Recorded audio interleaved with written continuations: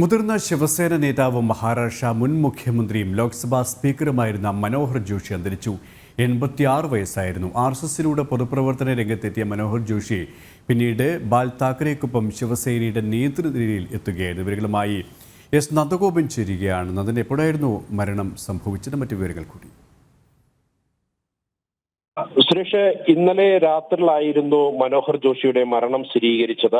RSSലൂടെ പൊതുപ്രവർത്തന രംഗത്തേക്ക് ഇറങ്ങിയ മനോഹർ ജോഷി പിന്നീട് ബാൽ താക്കറെക്കൊപ്പം ശിവസേനയിൽ അടിയുറച്ചു നിൽക്കുകയായിരുന്നു. 1995 മുതൽ 99 വരെ മഹാരാഷ്ട്രയുടെ മുഖ്യമന്ത്രിയായിരുന്നു മനോഹർ ജോഷി. 92 മുതൽ 94 വരെ ലോക്സഭാ സ്പീക്കറായും അദ്ദേഹം പ്രവർത്തിച്ചു. NDAയുടെ ദേശീയ നേതൃനിരയിലെ സജീവ സാന്നിധ്യമായിരുന്നു മനോഹർ ജോഷി എന്നുള്ളതാണ് ശ്രദ്ധേയം.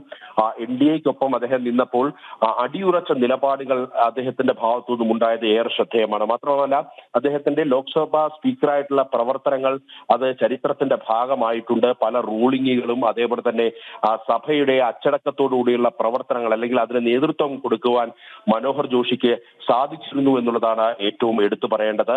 അതേപോലെ തന്നെ ശിവസേനയ്ക്കൊപ്പം എന്നും അടിയുറച്ച് നിന്ന വ്യക്തി കൂടിയാണ് മനോഹർ ജോഷി. ശിവസേനയുടെ എക്കാലത്തെയും പ്രവർത്തനം, അതേപോലെ തന്നെ ശിവസേനയുടെ മറ്റ് തകർച്ചയിലും അതേപോലെ തന്നെ വലിയ പ്രതിസന്ധി ഘട്ടങ്ങളിലൊക്കെ തന്നെ ശിവസേനയ്ക്കൊപ്പം അടിയുറച്ചു നിന്ന നേതാവാണ് മനോഹർ ജോഷി.